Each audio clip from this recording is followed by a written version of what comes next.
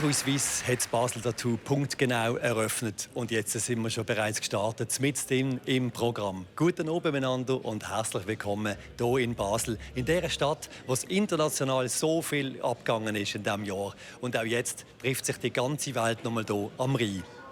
Eine fantastische Show mit ganz viel Leidenschaft wartet auf Sie. Sie können sich freuen auf die grössten schottischen Klassiker zum Mitsingen, auf eine unglaubliche Präzision zum Staunen und auf ganz viel Rhythmus, um sich so richtig schön mitreißen zu lassen. Ich wünsche Ihnen ganz viel Vergnügen. Jetzt geht es jeden Moment los mit dieser Weltklasse-Show beim Basel Tattoo 2025.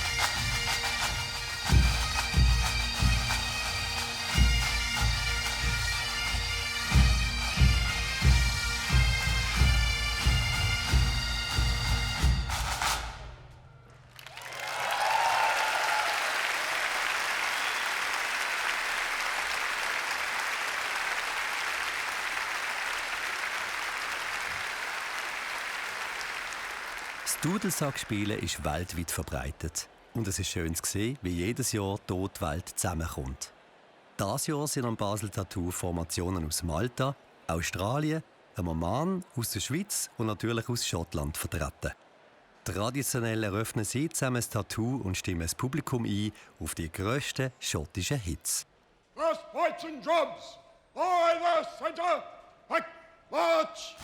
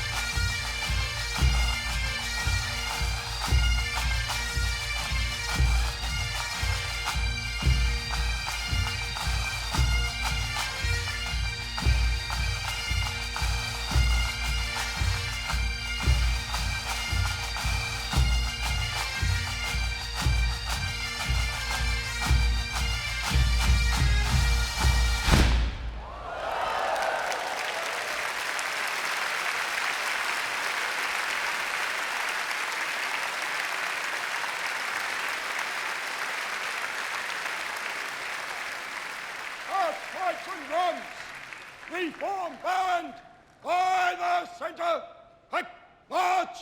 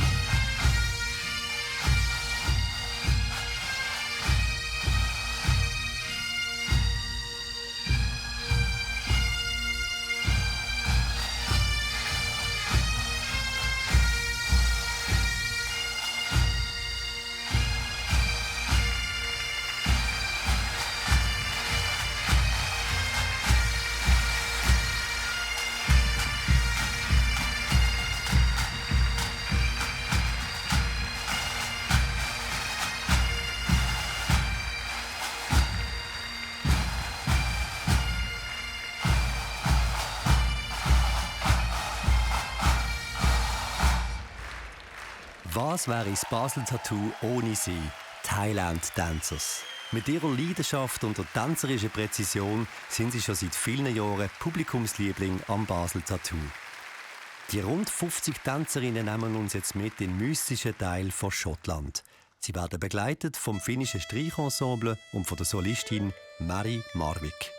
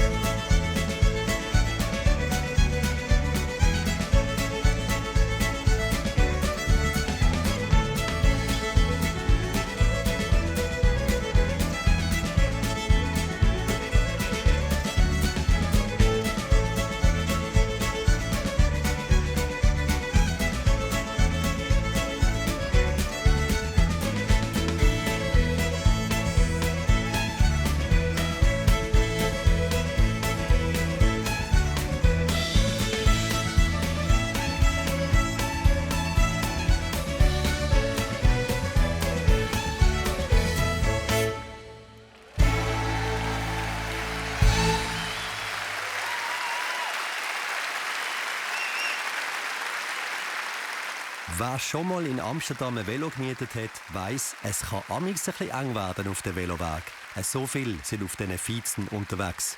Dass man während dem Velofahren aber auch noch gerade ein Musikinstrument spielt, das ist der Next Level.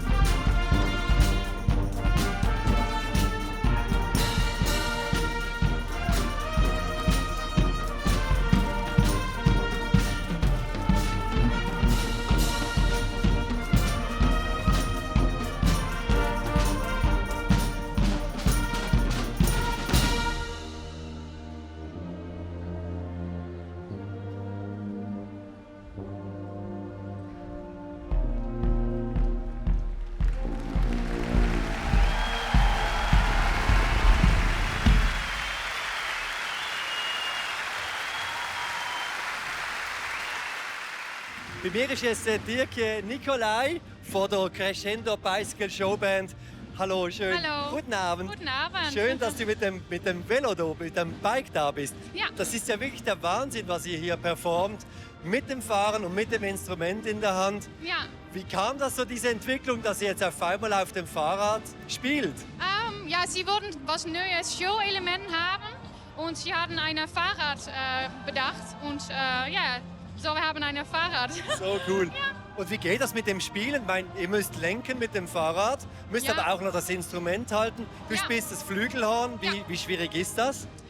Ja, sie mussten erstmal die Musik gut auf seinen Kopf lernen und dann natürlich das Fahrrad lernen.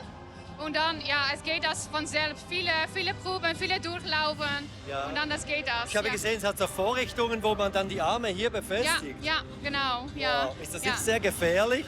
Aber ja, wir haben, es ist schwierig, aber viele Proben und dann kannst du das auch. Euch gibt es ja schon sehr lange, über 100 Jahre, und ihr seid aber keine Militärband, sondern aber sehr, sehr präzis seid ihr auch unterwegs. Was wollt ihr den Menschen mitgeben? Was für ein Gefühl? Wir müssen eigentlich ein schönes Gefühl mitgeben und ja, viele... Viel Freude Ja, auch. viele Es ist Freude, ja sehr ja. lustig auch Ja. zum Zuschauen. Genau, ja. Und diese Freude zu verbreiten, das ist euch gelungen. Vielen Dank, dass ihr hier wart und weiterhin viel, viel Spaß. Und zuerst geht es jetzt noch weiter mit unseren Gästen aus dem Nahen Osten. Das Armeespiel aus Jordanien zeigt, dass man europäische Musik mit der orientalischen Musik sehr schön verbinden kann.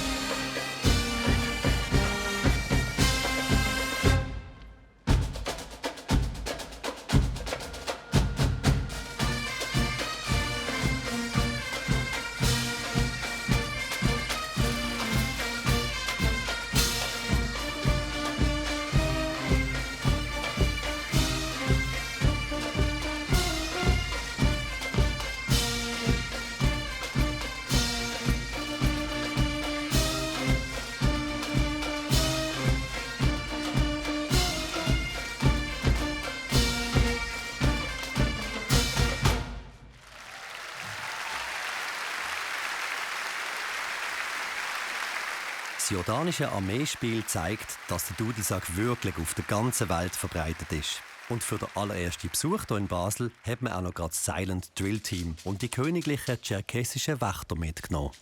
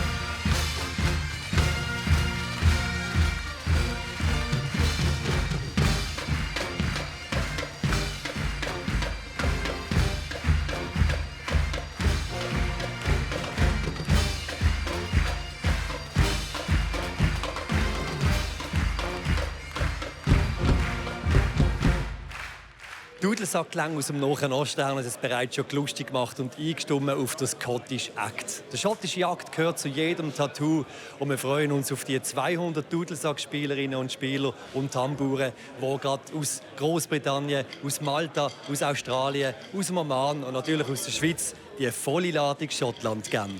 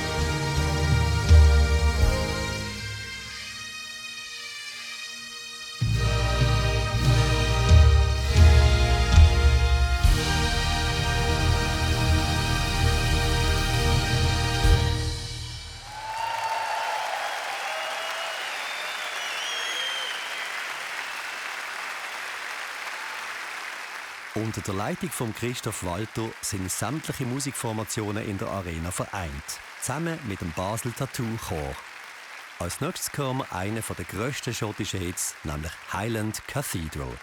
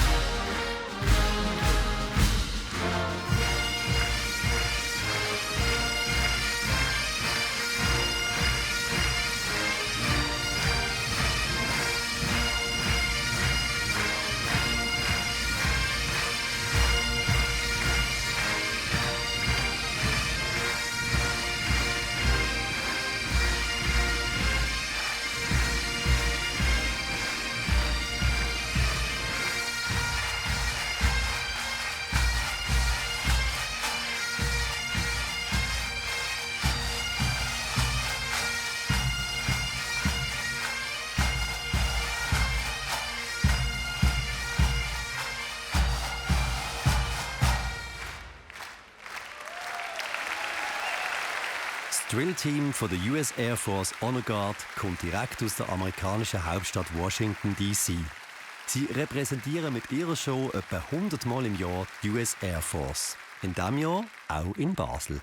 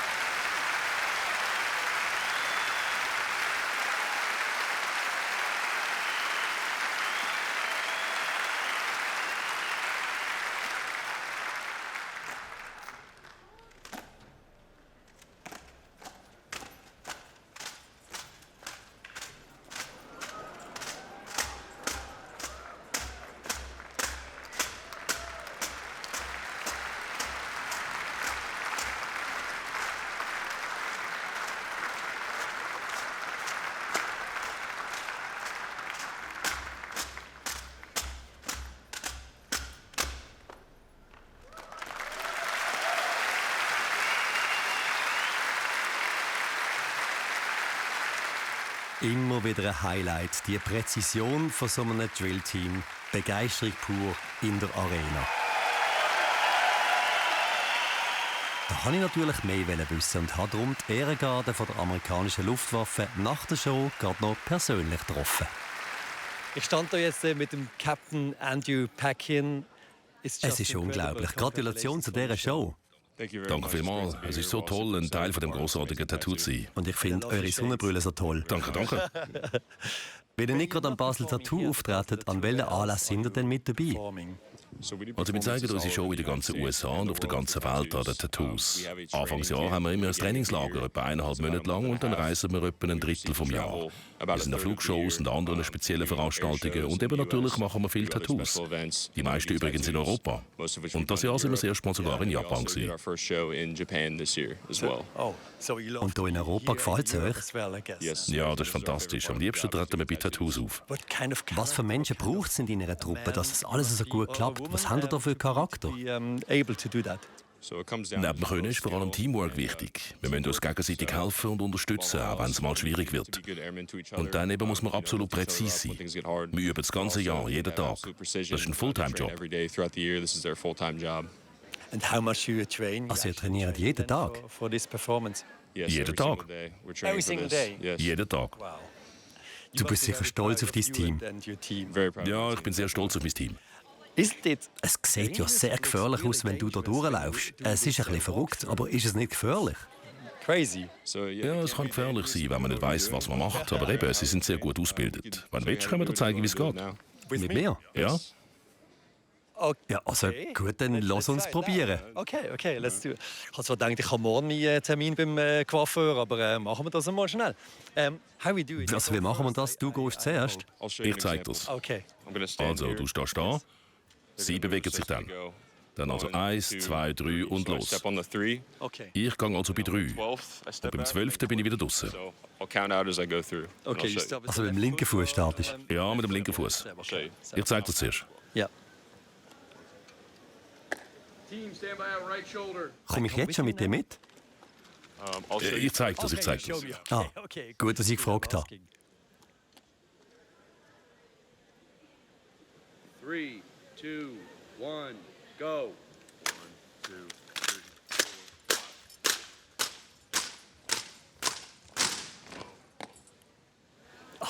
So gut. Okay. Wow, jetzt bin ich nervös. But Einfach 1, 2, 3. 1, 2, 3. Okay, und wenn er von 3 auf 1 zählt, dann gang ich. And then I go 1, 2, 3. Yes. Yeah. So Also auf den dritten Klick vom Gewehr. Okay. click. Okay. And then you step Yeah, off. yeah. Und bei jedem Klick ein weiterer Schritt. Step. Okay, So with click. 3. Okay, cool. Okay, cool. You go Du with hilfst me mir with zählen, the gell? counting, huh? Ja, ja. Okay, yeah. Team, stand by at right shoulder.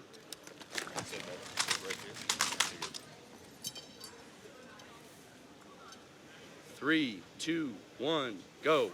1, 2, 3.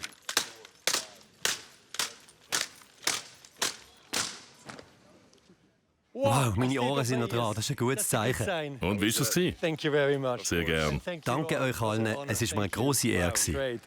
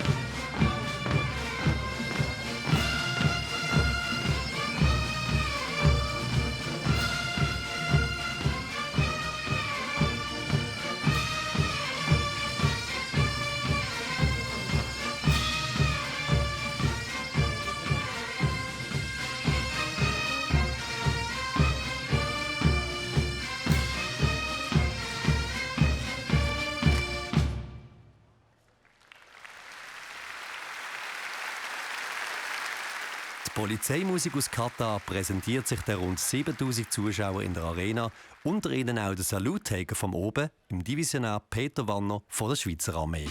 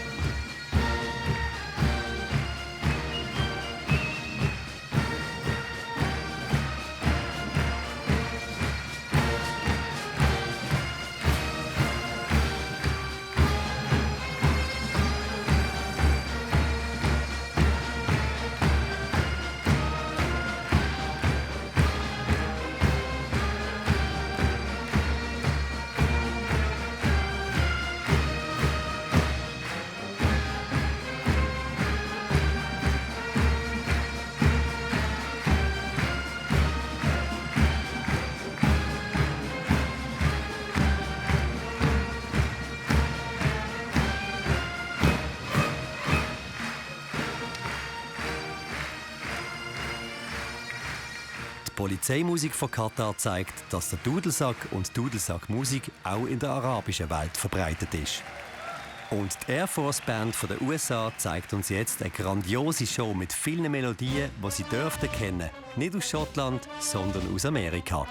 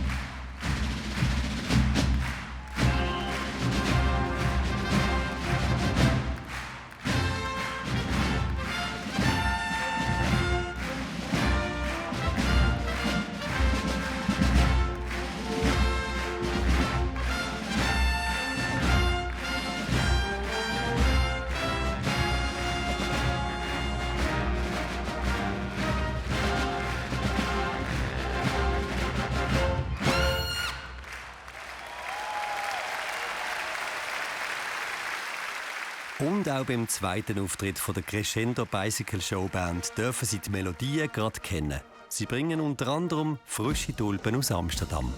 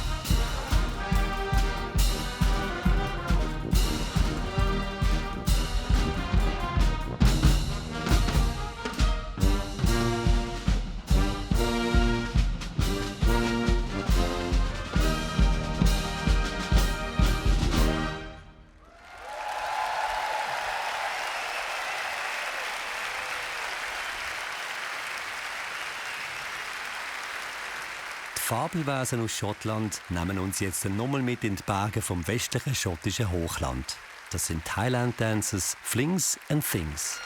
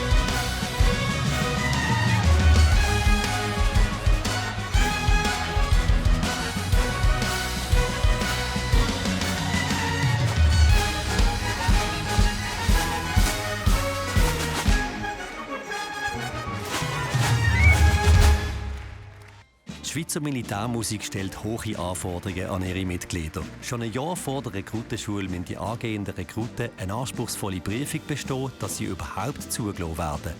Und wenn man später fix in eins der 4 Orchester will, dann gibt es eine weitere Fachprüfung. Was dabei rauskommt, ist eine hochstehende Milizmusik, die auch international immer gerne gesehen wird.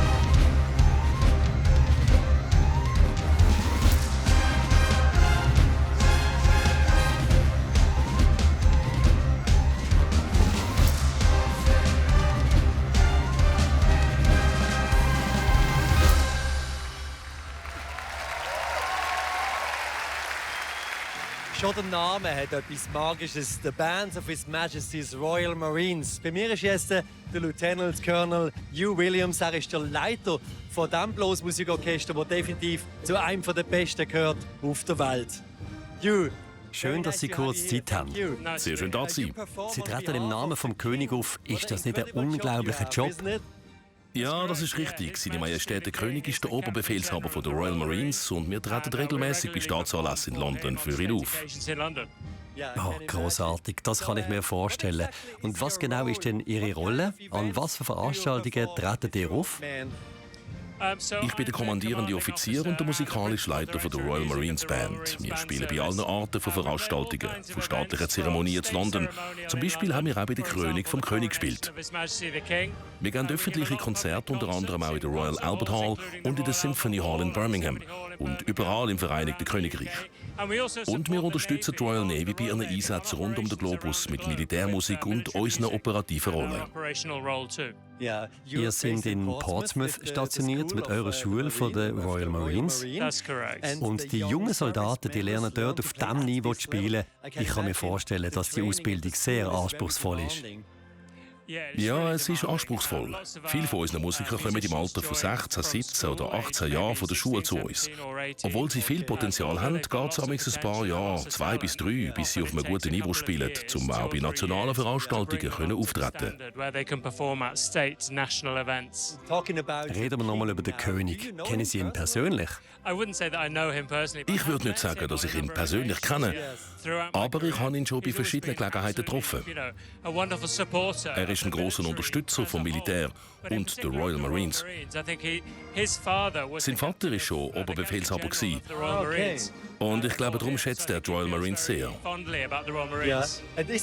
Und gibt es Unterschied vom Musikgeschmack, den die Queen hatte und jetzt zum König? Ja, der König ist ja selber auch Musiker. Er spielt sehr gut Cello und ist ein Liebhaber von klassischer Orchestermusik. Und die Queen ist eine grosse Liebhaberin von der schottischen Musik. Zum Beispiel eben der Dudelsack, den wir gerade hören. Und was ist denn so der beste Moment in letzter Zeit für euch?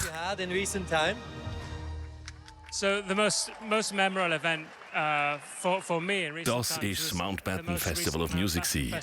Das ist jedes Jahr in der Royal Albert Hall. Und auf was können wir uns jetzt heute in dieser Show freuen? Also, die Royal Marines Band spielt im schottischen Akt mit. Wir unterstützen aber auch Tänzerinnen und Tänzer von Flings and Things.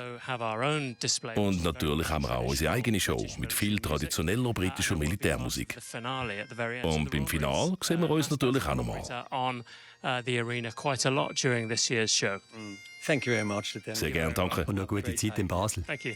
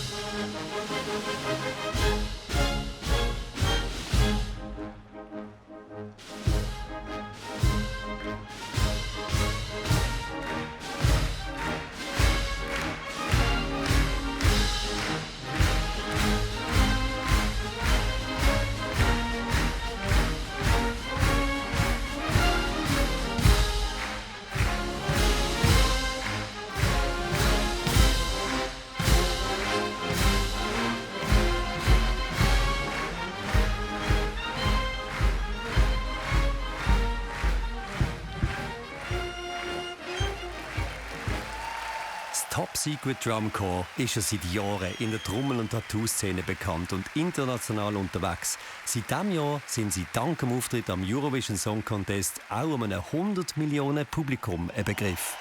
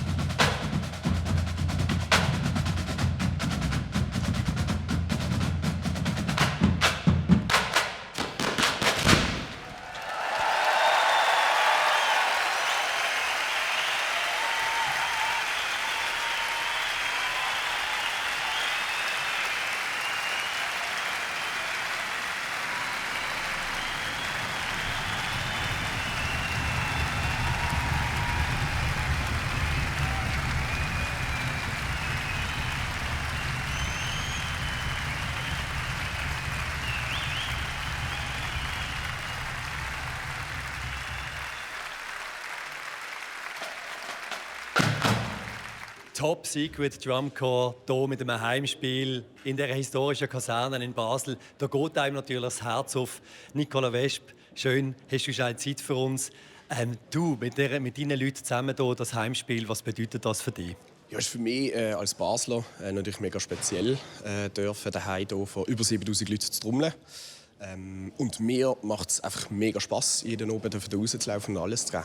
Ich kann mir vorstellen, du hast als kleiner Bub schon davon geträumt.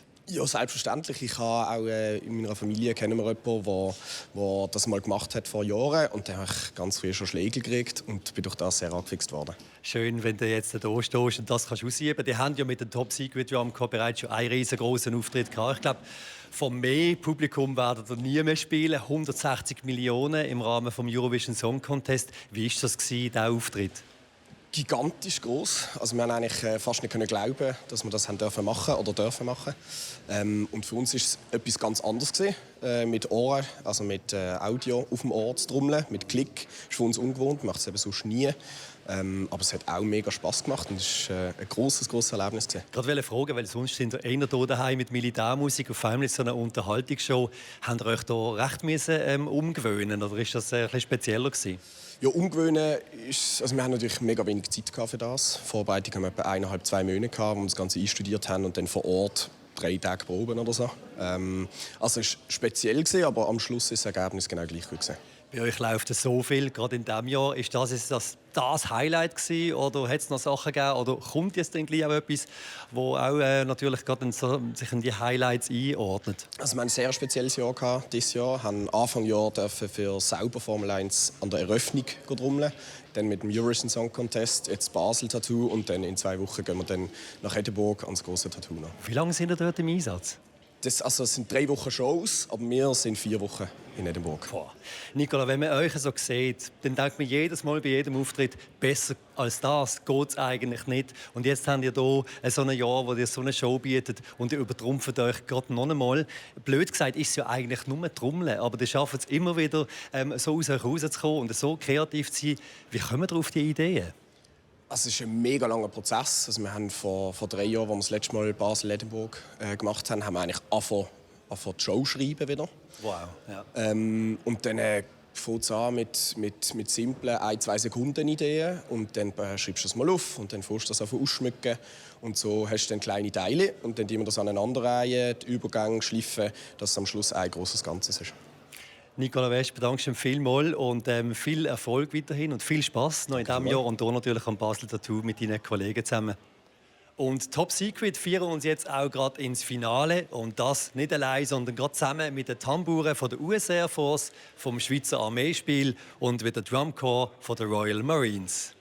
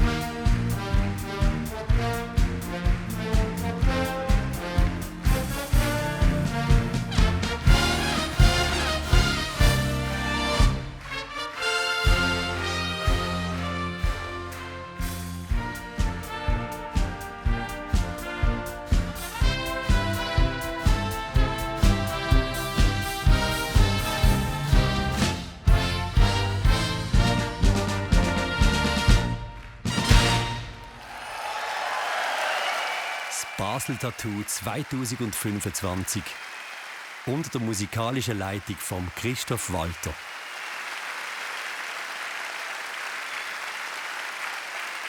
Mit der verdienten Standing Ovation vom Publikum für die 1000 Mitwirkenden aus 20 Ländern.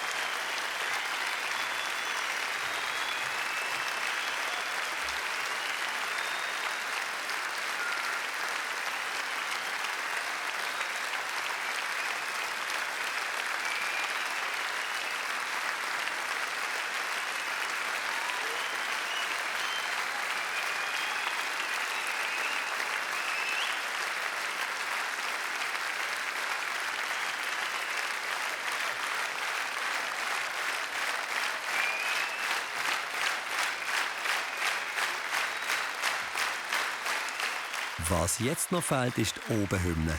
Und natürlich der Lone Piper auf dem Kasernenhof, der für uns eine der bekanntesten schottischen Melodien in die Nacht spielt, Amazing Grace. Heute ist das der Bruce Craig von der Scots Guard.